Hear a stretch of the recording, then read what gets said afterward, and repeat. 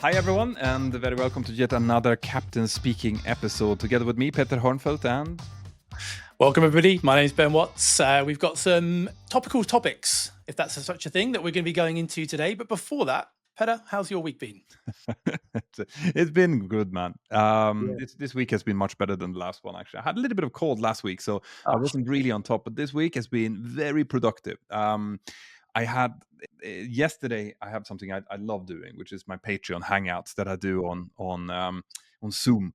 So me and about 80 other people were sitting there. Just it's just us having a cup of coffee. It's just like sitting at a bar together with friends, and they have questions about aviation. I have some answers. Sometimes they have some answers, and I have some questions. And we were spending about 2.5 hours yesterday just talking aviation, really. And it's it's super good. So I'm a little bit tired because of that. I got to bed pretty late. My wife wasn't too happy with me coming home from work at about 10 o'clock in the evening, but yeah. But apart from that, I've had a great week, and right now I am actually I'm starting to prepare to do my license proficiency check on the 737. Nice. Well, we shall see. I haven't flown the thing for 2 years now, Yeah. so there's some serious studying that needs to be done here, and Yeah. I am actually super curious to see what happens when you have not been in the aircraft for that long, and then you're being put in.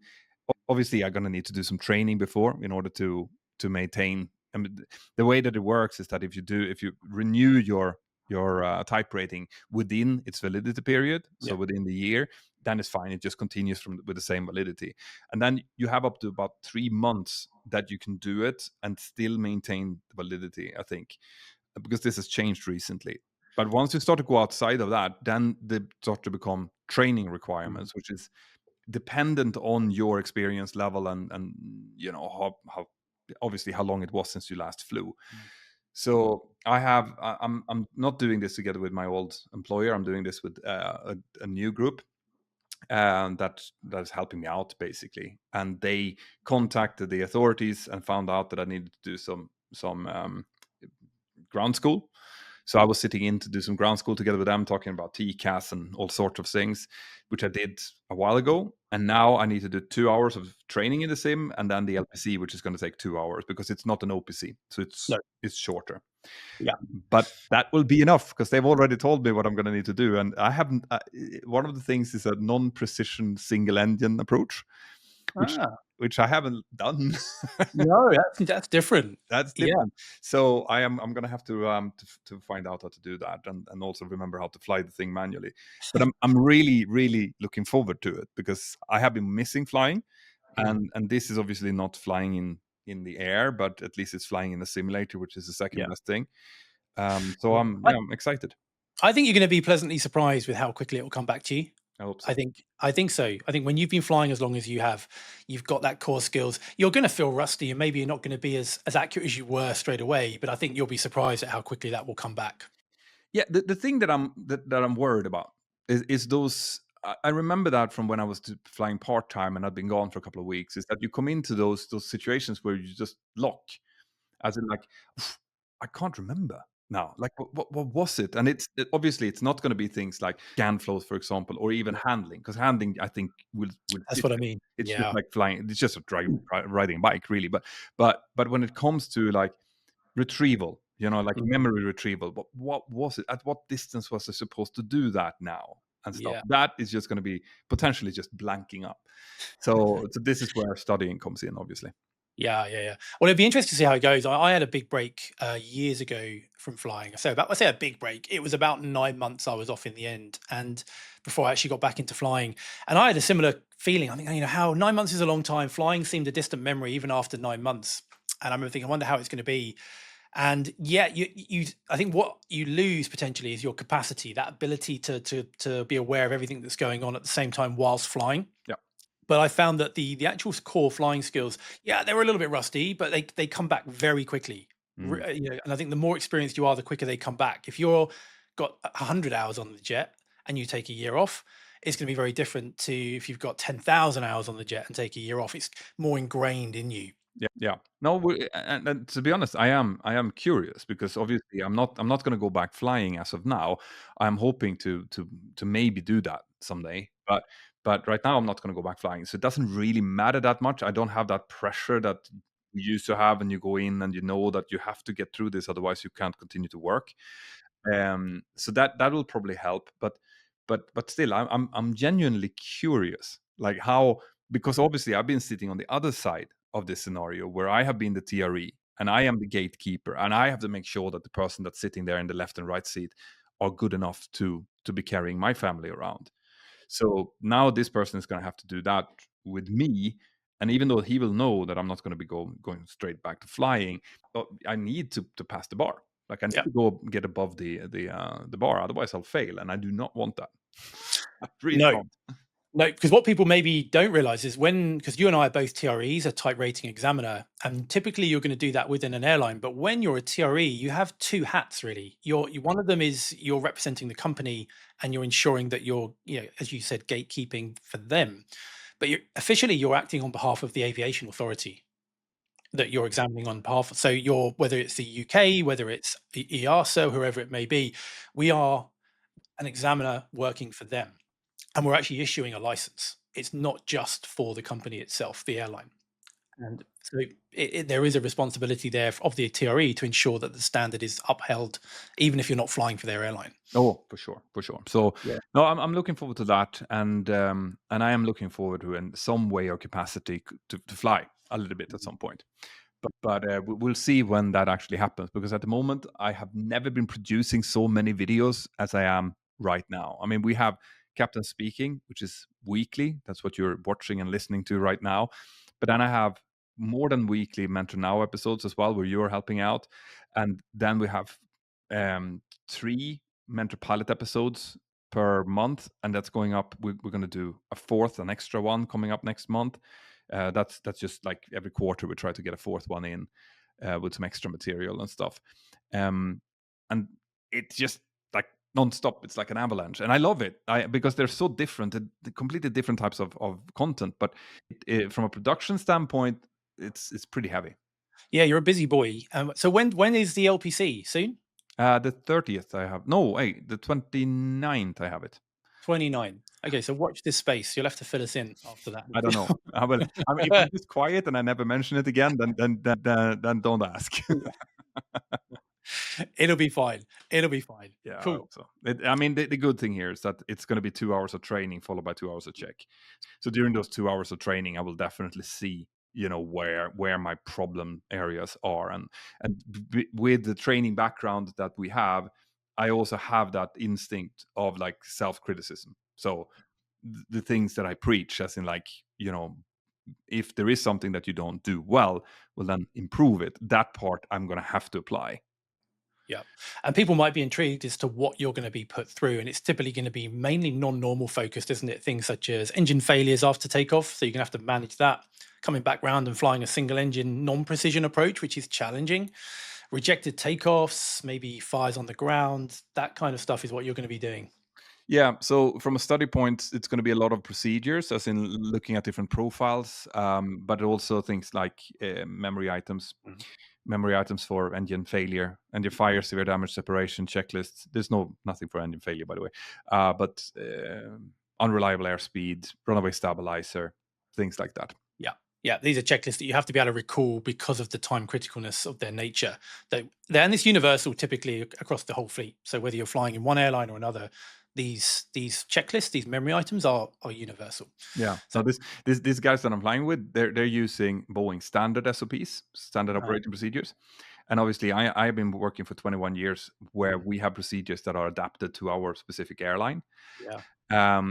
But I have just told them that, listen, I'm going to be flying my procedures, the ones that I've done for 21 years. There's no way that I'm going to, on top of having not flown for 2 years, I'm going to try to learn a new scan flows, because that's where problems come.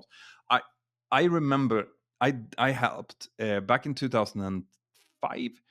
We had what's called OCC courses, which is operator conversion courses. That's when people come from a different airline and they move over to your airline, right? Um, And those courses, because these people are already qualified to fly on the 737, they just need to pass an operator's conversion course.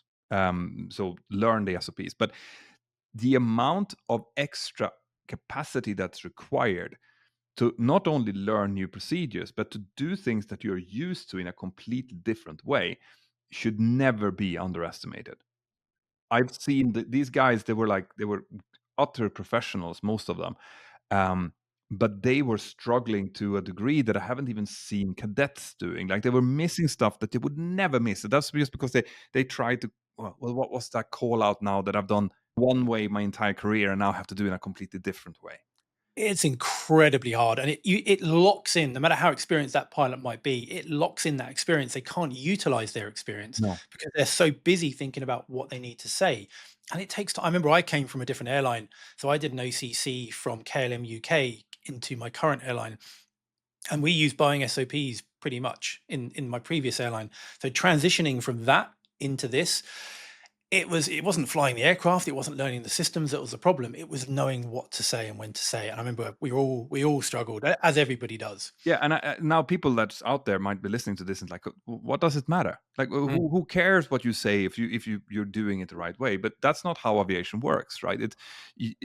Aviation works by both of us, both the first officer and the captain and the cabin crew, knowing exactly what the procedures are, so that a first officer can see what the captain is supposed to do and therefore identify when stuff is not being done correctly. So if the procedures are not the same, that part of the safety net disappears. It does. So we have And to do it right. We have to do the call outs right, the procedures right, exactly the way that the company has described it. particularly in large airlines, because what it does is it enables pilots from all corners of the network, whether they're based in southern Italy or Scandinavia or Ireland, it doesn't matter where they're based. Experience levels doesn't really matter. What we it enables us to work to the same standard, to the same set of rules on the same kind of page as such, and it works. Yeah. It works. It enables that to happen. It's a brilliant, and it transcends things like even language barriers to a Mm. certain extent, because we're using call outs that even if my English is not as good as the one I'm flying with, um, because we're using the same call outs, we actually work together well anyway. So these procedures and SOPs are super, super important, and having to relearn them. it's a, I have these first of all, I remember doing a ground school course, and we were generally, when you're doing OCC ground school courses, there's a lot of senior captains that are there in the room, and they have been doing it a certain way for their entire career, and they think that that's the best way of doing it. So every time that I was an SFI, which means I was a training first officer at the time, and I would be telling them, "Or now we do it like this, and we did that," and you'd inevitably have 3, 4 guys that like, "But why are you doing it like this? Wouldn't it be better to do it like this?" Which is the way that they did it in their old airline, right? So then it would be up to me to motivate why we do it this way. And I don't know where I got the patience, but it worked that way. But I remember on one course, I had this I think it was a German guy that was sitting in the front row, and every one of these guys that were complaining was sitting behind him. And at some point, I asked him, "So what do you think?" And he hadn't said a word up until that point. He had just been taking notes. And I think he even stood up and looked back at the other guys that were in the course and like, according to me, this airline is now paying my salary. So in my world, this airline has the best procedures in the world.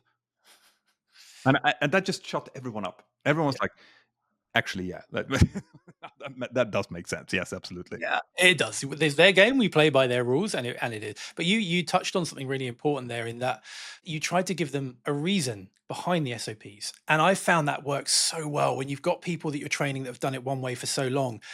They'll raise an eyebrow when you show them your way of doing it, but when you explain why we do it this way based on past experience, you can see them go, ah, yeah, that kind of makes sense. I get that now, Mm. and they're more likely to embrace it. So you give people a reason, they're going to embrace it. When I became an instructor for the first time, I was 23 years old, I think. Mm. And I was at that time, I'd been flying for 3 years, which meant that I had quite a lot of experience. Like I had 2,500 hours of experience on the 737. I thought that I knew the procedures very well, and I thought generally well read up. Like I like knowing what I'm doing, so I had prepared well. I had no idea to which level you needed to know stuff in order to be a good instructor. Like that was the epiphany. I have never studied so hard in my entire life because all of a sudden, just like you say, all of a sudden it wasn't about showing that you knew the procedure. It was showing that you knew the procedure and why it had been created. Because without that, you cannot motivate it to them. And even these cadets that would just blindly do what you told them, unless you motivated it, they wouldn't remember it. No, you So need that depth of knowledge, don't you? yeah, and it's I cannot overemphasize how important that is if you're going into any type of instruction. And this is something that I'm using now. When Mm, I'm doing videos, I remember that. Like you have to motivate to the people that are listening to you why things are done in a specific way. mm. Otherwise, there's no point. No, no, and I remember that the type rating instructor course where they take you from an instructor, sorry, from a captain or a line training captain who's teaching people on the aircraft to teach in the sim and teach the type rating. That was the most intense course I have ever done in my life. Yeah, but that was mine. Like the SFI course that I did, this is the same course. It's a TRI SFI course, and I remember, and we oh I I'm almost like I almost want to cry when I think about it. I've never worked that hard, and I remember I had an instructor at the time that was new to instructing instructors, so he was very very hard, like very tough on us. So every time we would be standing, the whole night, be up studying the lesson that we were about to teach. Then we'd go and teach it, and at the end of it, we'd hear like, "Well, that wasn't very good. I wanted twice as good tomorrow." And that was for the entire course. It was the most excruciating thing that I've ever been through, and we actually had to sit down with him and say, like, "Listen, this is not like you are supposed to show us how to instruct. Yeah, This is not the way to do that." yeah, but yeah. but in the end, the result of it, the feeling when you're an instructor and you sit there and you have full control of the simulator. So you basically control the simulator with your right hand. You have two screens that you choose from, and you can do all sorts of scenarios. But you focus on students, and you see exactly like, okay, now this is about to happen. Let's let it continue, pick up the things that you think are the root causes to what's going wrong, if something's going wrong, and then stopping the simulator, talking to them, facilitating it from them, and then pointing out some little hints. And then next time they do it, and they do it fantastic, like that feeling that there's very few things that are as satisfying as that. No, when you see them have the light bulb moment, and I think the key point there is when you're saying about facilitating it. That means we learn and we build up a sort of a way of asking questions to extract the information from the student rather than just telling them. If I said to Peter, "No, don't do it that way; it's wrong," you're less likely to change. If I say, "Why do you think that didn't work?" or "What can we do to change or enhance the performance there?" and Mm, that and then kind of ask these loaded questions to bring it out of you, and then now you're much more likely to implement that change. yeah. Yeah, No, for sure. it's a fun, like I've always been my mom is an art teacher, so and she's an artist as well, so she makes these beautiful paintings, and a part of me has always been about creating stuff, creativity. But of course, being an airline pilot in itself is not very creative. It's more about getting things done correctly and doing it in the same way all the Mm. time. But instruction is not like that. Instruction is creative, and you have these, especially when you're teaching new cadets that's coming in to learn the typewriting, how to fly the 737. They are like a blank canvas, and it's up to you to fill that blank canvas with whatever knowledge and experience that you have, so that they walk out as good as pilots as they can possibly be. And that is cool. Like, it is super super nice. It is. There's no two ways about it. It's great. It's great to see, and you get different levels as an instructor. You might be teaching a brand new cadet where you get to do this, or you could be teaching, like you said, a super experienced captain that's just joined the airline, and we adapt our training techniques and the way we go about it depending on the student. So I was in the sim yesterday teaching Funchal training, which is where we teach pilots that are going to be flying to the island of Madeira. Super challenging approach. It's a Cat C airport, which means it's the most challenging category of airport you can fly into. And the Portuguese authorities stipulate that we have to do a very specific training sort in there, but we're typically training experienced captains. So it's great to take their experience levels and then kind of get that to be adapted to apply to what we're going to be doing in Madeira, which effectively involves bumping around Madeira for 5 hours in the sim, Yeah. which we've covered in our Pro Virtual 737 type course. If you're interested, it's part of the additional training in there. If you ever wanted to know what goes into that training, And that's a great module of the course. it's a lot of fun. It's a really I haven't flown it myself actually, so this is Ben's territory. Yeah, we're basically teaching what we teach in the real world, but in flight simulator at home. So you get to kind of learn and take all of this goodness away and apply it to your own operation. So it's a lot of fun. But yeah, it's a lot of fun to do, and every day is slightly different as an instructor. So it's certainly the best thing I've done in flying for sure is become an instructor. Oh no, this is something. If you like to teach people, because there's different people. Some people want to become instructors just because they want to earn the extra money, or because of the kind of profile that comes with it. That's not why you do it. But if you generally like instructing and you like helping people and you like seeing that, the light bulb going off in people's eyes, then I highly recommend you to go into instructing. But it is also hard work. Like it's not two ways about it. It's much harder than just than not doing it. So think before you do it. But if this is something that sounds good to you, then go for it if you have the chance. It is hard work, but then the best things in life often are hard, aren't they? They're never easy. And I actually started off with no intention of becoming an instructor, but part of the sponsorship deal I had, as some of you may know, is I had to become an instructor. And it's only after a year or 2 years of this, I was suddenly like, this is good. I enjoy this. So once I eventually got into an airline, I was just looking at ways I can get back into the training department. So a And lot of that fun. was an interesting bit for me because I had never instructed before. Mm, So my first ever instruction job was as an SFI on the 737. mm, And that was why I think I found the course so hard as well, because it was I not only did I have to teach the 737, but I also had to become a teacher. mm. So but again, best thing I've ever done.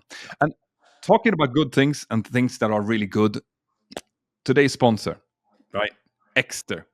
Do you know about Exter? I This is an extra wallet. You have it as well. And this one, if you look closely, you'll see that I've been wearing this for the last 2 years. I Yeah. think since I first got it, I love this thing. So it's a wallet, or a card holder really, that has RFID protection. Obviously, you need that today, but it also has this like pop up function that gives you access to your cards super handedly. Mm. It's slim, stylish, and it comes with a tracking device. So it has a little tracking card on it. So whenever you lose it, which you inevitably do somewhere, you can actually just go into the app and check where it is, which is super, super handy. And this is a great gift idea. So if you're out there and you're coming up to Christmas soon and thinking, I have this uncle who has everything, then you should definitely utilize the deal that we have on this video with Exter. They're super good. Yeah, it's very cool. What I found I like about this is its size. I don't use my wallet just because it's so chunky. You know what I mean? It's full of it's just big, isn't it? But this just slips in your back pocket. You don't even know it's there. Awesome. And I lose things, so that's a good. The tag is a good addition for me. Exactly, and also it comes with a lifetime guarantee, or sorry, lifetime warranty. So awesome all the way around. But that's not the only thing that Exter does. No, there's another thing that I found a lot of use of that I've just started using, and that is they do some great travel accessories. One of which is a vacuum sealable bag, which is not new, but the way they implement it is very good. So it's super high quality. You get the bag that you can put whatever you want in it, and you get a very portable pump that you can recharge, which basically once you've loaded it will suck the air out, and it makes your whatever you're carrying in this much smaller. And for me, the benefit there is, a lot of you know, when I'm flying, there's a chance I'll get stuck down route. I only have my flight case with me. I've been caught before where I've had to overnight unexpectedly, and I've not got stuff with me. I've not got a change of clothes or whatever it might be, and I don't have room. I don't want to be lugging around a great big bag just for the off chance I go have an overnight. So what I found with this is I can load this up with just a small amount of things that will help me if I do overnight, suck all the air out. It compresses it all down, and I can just shove that into my flight case. Yeah. And it's there now if I need it. And that to me is a real win. Yeah, that's awesome. And guys, if you are interested in this and you want to check it out, then if you use our code, which is partner.exter.com/mentorpodcast, we will link to it. There's probably going to be a QR code that you can scan here on the screen if you're watching this on YouTube. Well, then you'll get 35% off entire or up to 35% off the everything that they have on the website. But if you then use the code captain when you check out, you get a further 10%.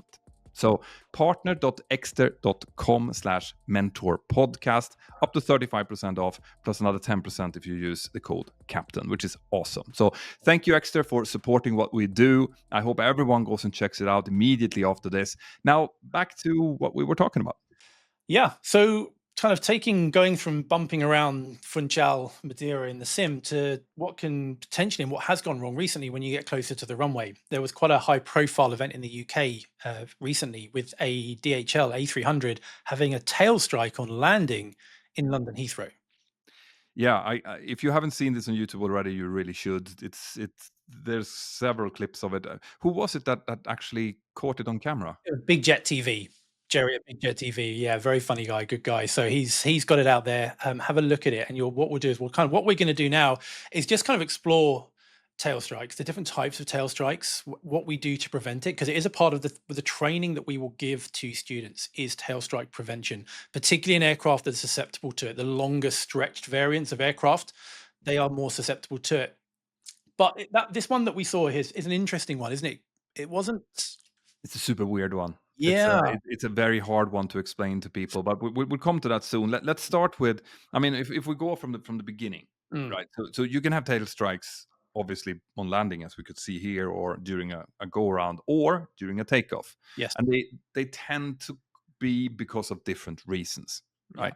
So during a takeoff, what would be the main reasons for suffering a tail strike on takeoff? Yeah, so typically, a tail strike on takeoff is effectively when the crew rotate the aircraft to a pitch up attitude to a point where that they're not off the ground yet, but the tail will hit the ground behind them. And this can be for a variety of reasons. It could be that they rotate too quickly. So when we rotate the aircraft, what that means is when we pull back on the control column at the correct takeoff speed, there's a set rate of rotation that we should be pitching the aircraft up at, which is typically 2 to 2.5 degrees per second. Now, there's no way of actually measuring that. There's nothing like a digital scale or anything that shows us that. It's more of something we train and teach to what it looks like out the window. You can see if you're rotating at the correct pitch rate. But if you do that too quickly, you're going to reach a pitch attitude, which, for example, in the 737-800, which is what Petra and I fly, once you get to about 11 degrees nose up, your tail is going to hit the ground if your wheels are still on the ground. Yeah, absolutely. So the idea is we're rotating the aircraft at a slow enough rate that we're going to get enough lift on the wings to be climbing away before we get to 11 degrees. And by the time we get all the way up to say 15 or 20, we're climbing away and it's not a problem. So typically it could be too fast of a rotation. That's one reason. Yeah. The other reason you actually mentioned there is that you have to rotate at the correct speed. Yes. So if for whatever reason we would start to rotate before we reach the rotation speed, well, then the aircraft doesn't have enough wind going up the wings in order to fly. So you can rotate as much as you like. The elevators might be able to rotate you to start moving, but you're not going to fly. So you're going to scrape the tail. Then on top of that, we have things like wrong loading, for example. So we have maybe a lot of stuff in the back holds that we didn't know about, or that we've set the stabilizer trim. The actual back wing we can set to different angles, and it's supposed to be set to an angle that facilitates this type of rotation that we just had. But if we've put that too nose light, as in we're very, very heavy down the back, then as we start to rotate, then maybe the aircraft rotates for us and it becomes too quick because of that. So there are a couple of reasons for this happening. Yeah, and it's something that we occasionally in my career where certainly years ago, there's a couple of times I remember where we used to do the old-fashioned paper load sheets. This is where the dispatcher would come to you. You'd have all the passenger loads, where they're seated, what bags, what any freight you've got, and where it's distributed, and it would calculate what Petter was saying, a trim for takeoff, which sets the angle of the rear, the horizontal stabilizer. And the idea of setting that trim is that every rotation now should pretty much feel the same. So whether you've got a load of weight at the front and nothing at the back, we'd have much more of a nose up kind of position. If we had loads of weight at the back and not much at the front, it would have more of a nose down. The idea is it feels the same. But for whatever reason, the calculation they'd done was obviously been incorrect. And as soon as I went to rotate, the nose just instantly began to kind of pitch. And I actually had to push forward to prevent the nose coming up too quickly. Yeah. So these are the things that can lead into a tail strike very, very rapidly. Yeah, and the thing is that if you look at, for example, a 737-800 and a 900, they actually have a little tail skid at the back. It's one of the ways to distinguish an 800 and a 900 from like the smaller variants is that you Yeah. can see that little tail skid. So the interesting for takeoff wise, they have calculated that if you do get a tail strike on takeoff, this is where you're going to impact. And that little tail skid then has a little cartridge on Yeah. it with crushable material inside. It's kind of a honeycomb material, and outside there's a scale, so it's actually allowed to touch to a certain extent. Mm. And it has a little green scale, and as long as you're in that green scale, you're fine. But if you're crushed more than that, well, then now it's not fine. So now it has to go through a maintenance check and make sure that nothing bad has happened to the structure. But I just think it's funny that you can kind of allow a little bit of tail striking. Yeah. Yeah, that one's fine. But then it kind of begs the question, well, how would you know in the flight deck? How would Yeah, you know potentially you've had a tail strike? Because there's been scenarios where crew have maybe not known, they've carried on to destination and found on the walk around later oh where for this sure. cartridge has been crushed. Yeah. So, I mean, typically we rely on I mean, if you've really clumped it, you're probably going to feel it in the front, but we're relying really on the cabin crew who are sitting at the back of the aircraft. Which is also stupid, right? Like this, I mean, to be perfectly honest here, this is nothing has ever been more 60s than No. this. Because you have this, so especially on the 800, you have Mm. this cartridge thing that's being crushed. You would think that you could just connect a little switch to that.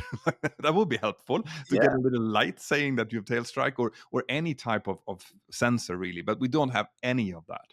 And I No. don't even know if any such sensors exist on more modern aircraft either. I do not know. So maybe anyone in the comments could chime in there. I personally don't know, but there's been the problem with having no definitive way. I mean, the kind of protocol would be that the cabin crew are trained to, if they feel any kind of bump or hear any scraping noise or unusual noises on takeoff, they're trained to give us a call.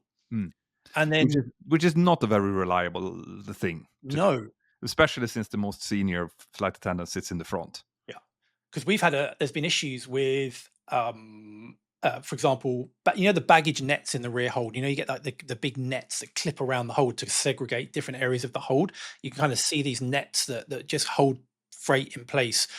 There's been instances where that has not been secured properly, and as the aircraft's rotated, it's just kind of fallen onto the cargo floor. It doesn't make any difference, makes no issue. There was no freight in the hold, but it made a hell of a racket, and the cabin crew kind of heard this underneath them, called the cabin crew, "Oh, I've heard this really strange noise as takeoff," and the crew, kind of correctly being conservative, assumed that that must have been a tail strike, and then had to go and initiate the tail strike, procedures, which we'll cover in a moment.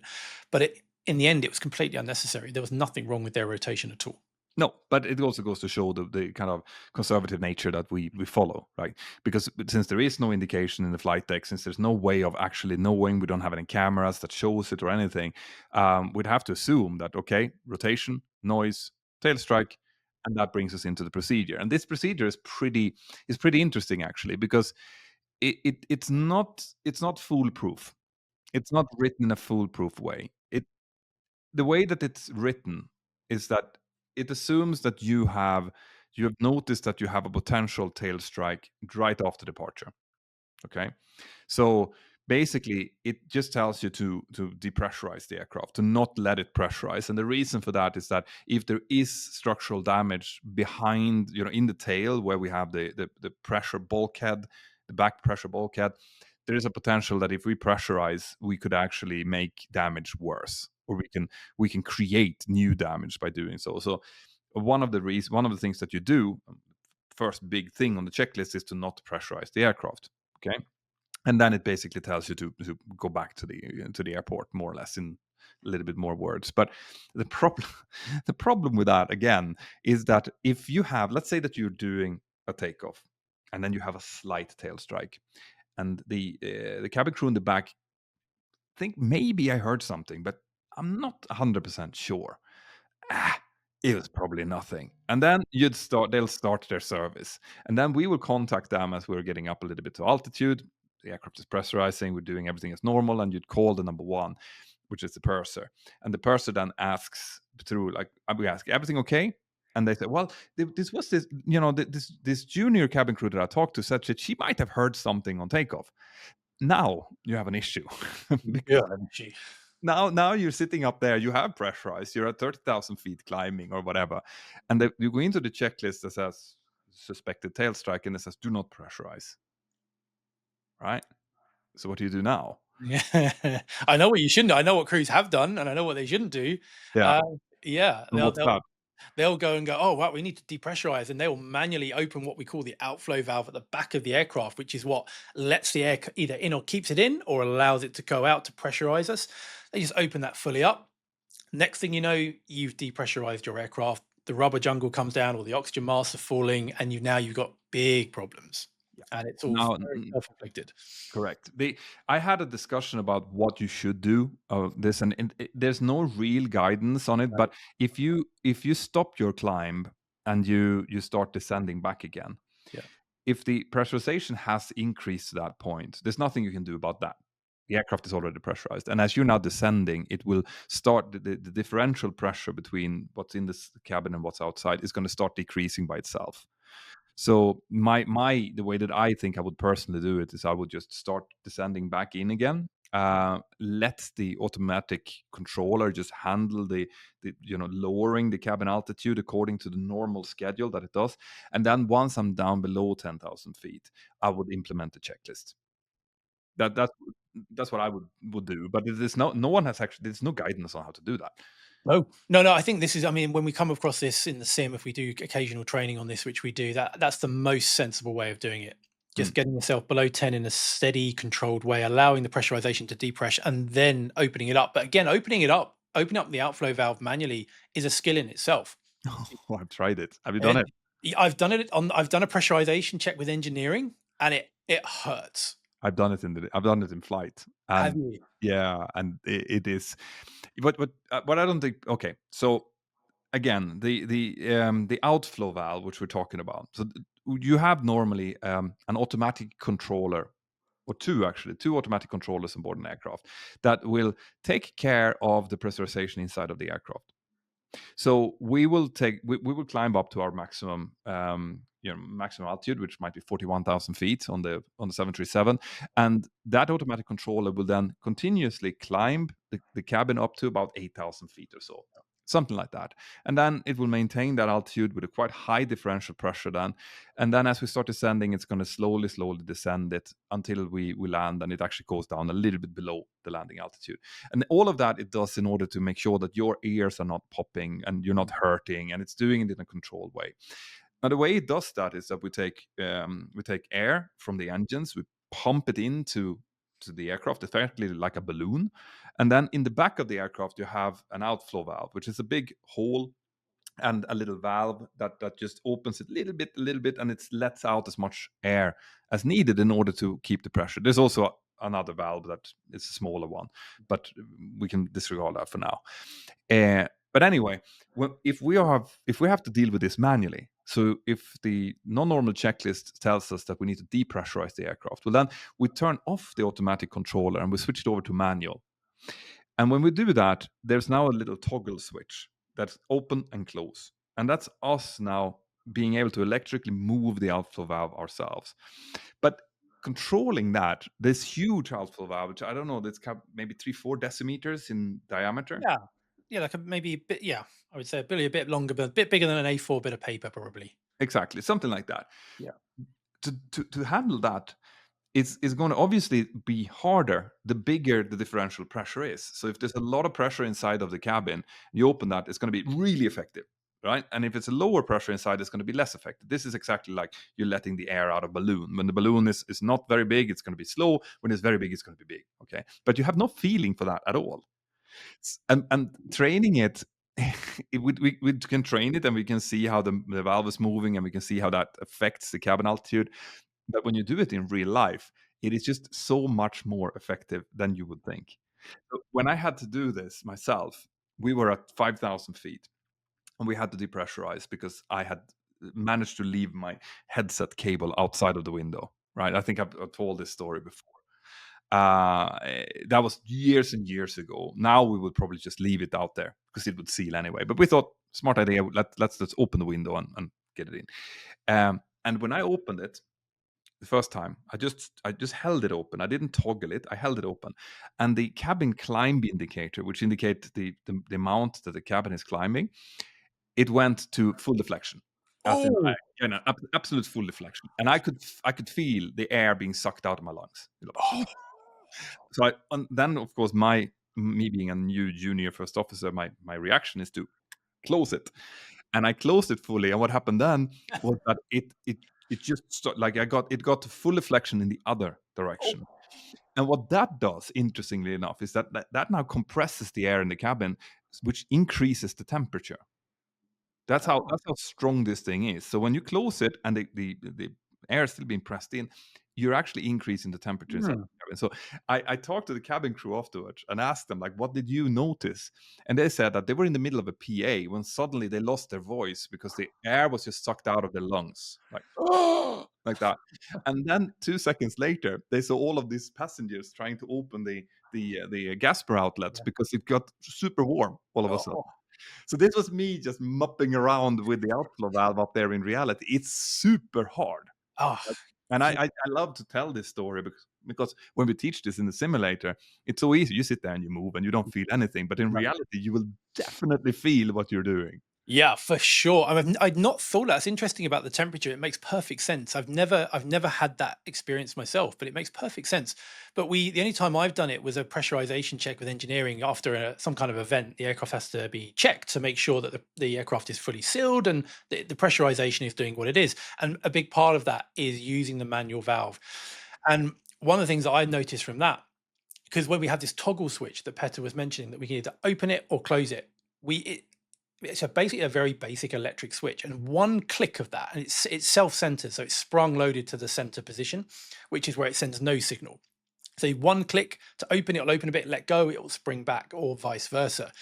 But what I found is one click to open, it's such a minute change in the valve, but what it does is it changes the rate of climb in the cabin, how quickly we pressurize or depressurize, by about 500 feet per minute, which is about right, which is what we want. Now, 500 feet per minute doesn't sound much. If you're climbing away in a little Cessna 152, you're probably climbing at about 500 feet a minute. You think, yeah, I don't really notice that.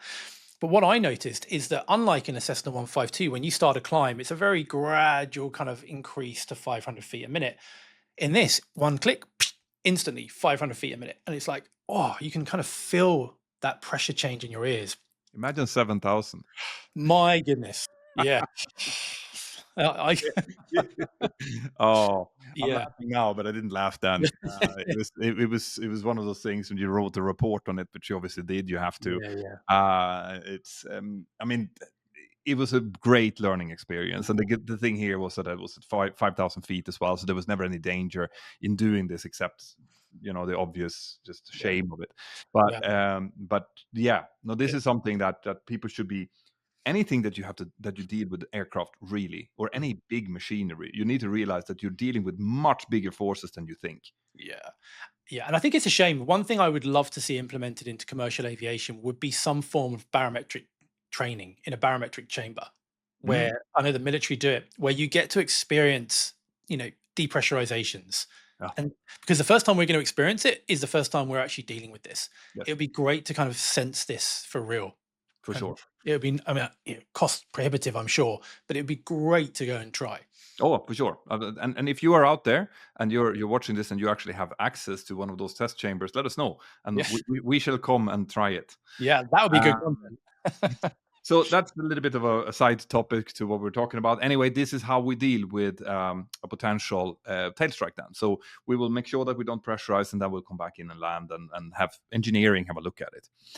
Now, that's tail strike on takeoff. But what about landing then? Because that's what we saw happening in the UK this past week. Yeah, and what was interesting to me is that there's far more tail strikes on landing than there are on takeoff. That was news to me as well. Yeah, because in the aircraft we fly, it's far more common on takeoff because it's a stretch 737. We're far more. It's much easier to hit the tail. But when you're looking at the whole global fleet of different aircraft types, statistically they're happening far more frequently on landing, and these are potentially more dangerous or more damaging because Yeah. what's happening here is we're actually landing potentially on the tail of the aircraft. So the nose is too high for landing for one reason or another, or during an aborted landing very close to the ground. And the impact forces involved can be far greater and also cover a much larger portion of the airframe rather than this little cartridge right at the back. Interestingly, it's kind of the whole rear third of the aircraft that smashes into the runway, which is kind of what happened here. Yeah, and that's expensive. Like It's yeah, if it happens on landing, generally speaking, it depends. Obviously, if you're doing it during go around, then you continue to fly with it. So then you're potentially up there with some real damage to your aircraft. But if it just happens on landing, you're going to be taxing in with it and explain it to the engineers. But it's going to be expensive because, like you said, if you touch and you scrape the entire underside of the body, sometimes it's a write-off for the aircraft because there's so much forces that have been applied to the structure that there could be stress fractures on almost every part of it. And if that's the case, well, then the aircraft is scrapped.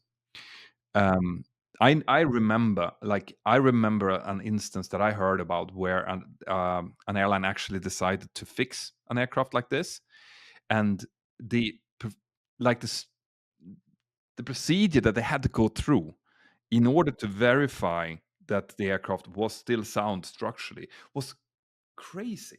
Like they had to. I remember that this took months to do, and I remember that a part of it was that they had to order beams, wooden beams from a specific type of oak that that only grows in the US, like redwood or something like that. And they had to put that through, I think it was the windows that it was. it hung the back of the aircraft on so that they could measure the distances between all of the stringers and not stringers, but Yeah, the structural components there, so that they could see that no, they have not been bent or they have not been changed or that these needs to be changed. yeah, An absolutely crazy procedure that had yeah, to be followed to do that. yeah. And Um, I mean, yeah, this aircraft now that's at Heathrow, the one that we watched, is probably not going to be flying again for a long period of time. That's going to be there for a while now, I would imagine. yeah. And And it's a really yeah, go on. what causes this? Like, what would be the main causes for a tail strike on landing then? The tail strike. There's a couple of ones. One of them could be where a crew is holding off, what we call holding off in the flare. So the air when you get to 20, 30 feet above the ground, the crew will initiate the flare. They'll pull back slightly on the control column. They'll close the thrust levers, and they establish what we call the landing attitude. Typically, in our aircraft, 2, 3, 4 degrees nose up, and the aircraft will sit on the main gear. But if you get someone that maybe is trying to get that super smooth landing, the idea is you try and shy away from the ground. So you keep increasing the nose attitude to stopping it to touch the ground. You can get to such a high nose up attitude that now your tail is going to hit the ground before your wheels do. That's certainly one of them, which kind of has the complete opposite effect of your nice smooth landing that you were aiming for. This is why I keep telling people that complain about hard landings is that normally hard landings actually mean that the Mm, aircraft has touched down where it's supposed to. That means yeah, that you have the maximum available of runway in front of you to decelerate and to brake. So a hard landing, even though we don't like them as pilots either, but they're normally safe.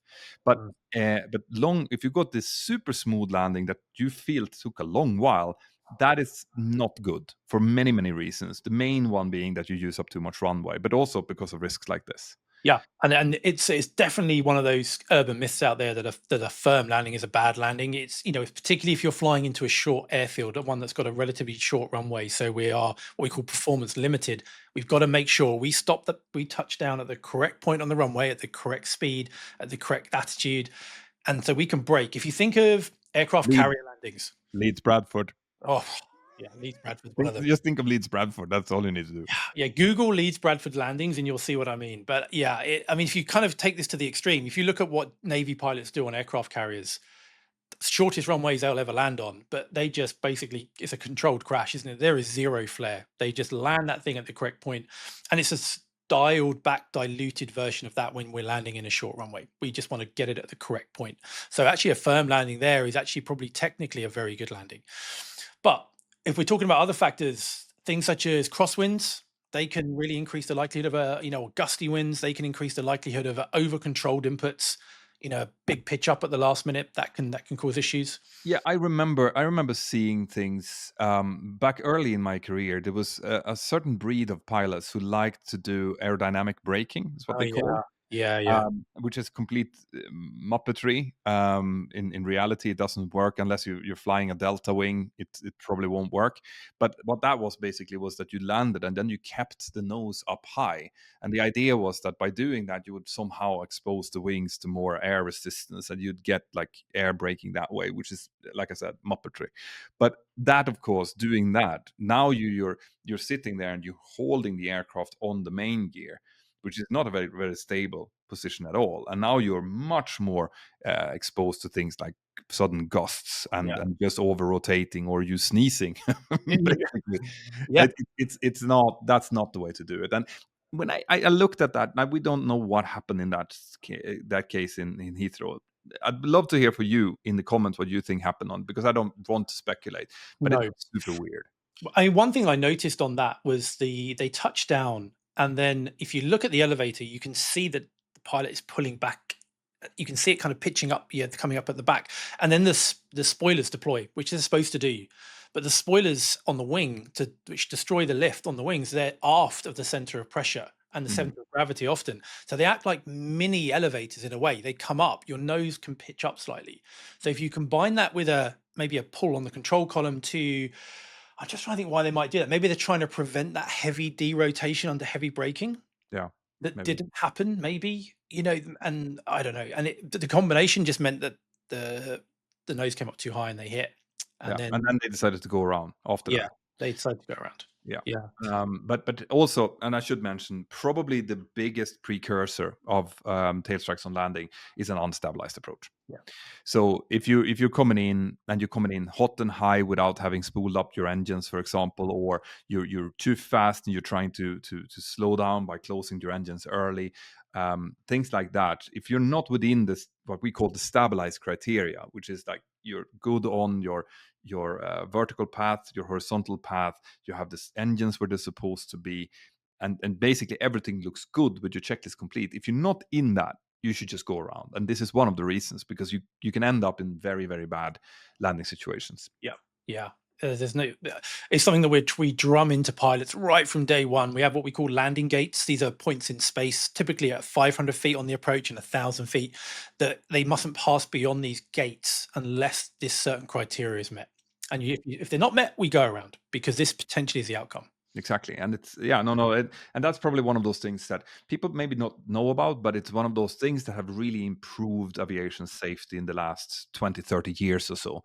And we, for example, we teach our first officer. This is one of those things that the pilot monitoring has the ultimate say in most airlines when they do this. So the pilot monitoring, which is not the one that's sitting and handling the controls, but the one that has probably more capacity at the time, is the one that is supposed to look objectively at the situation and call either continue or go around.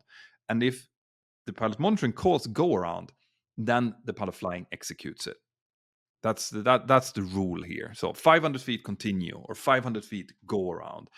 And even if that's the first officer that's calling out for the captain just executes it and then asks questions after, unless it's something that's wildly obvious that can be discussed. But Yeah, it's a great rule. It takes the thinking out of it, and it gives that pilot monitoring. Doesn't matter if they're brand new in the company. It gives them that ability to make an executive decision and call that go around. yeah. And then we go around and we discuss it later, and we'll come back around for a safe approach. But Yeah, because the go around in itself, it might feel like a little bit of a pain in the ass. Like, and it's a maneuver that we don't do very often, but it adds 10, 15 Mm. minutes, something like that, until you're down on the ground again after another, this time hopefully stabilized and nice approach.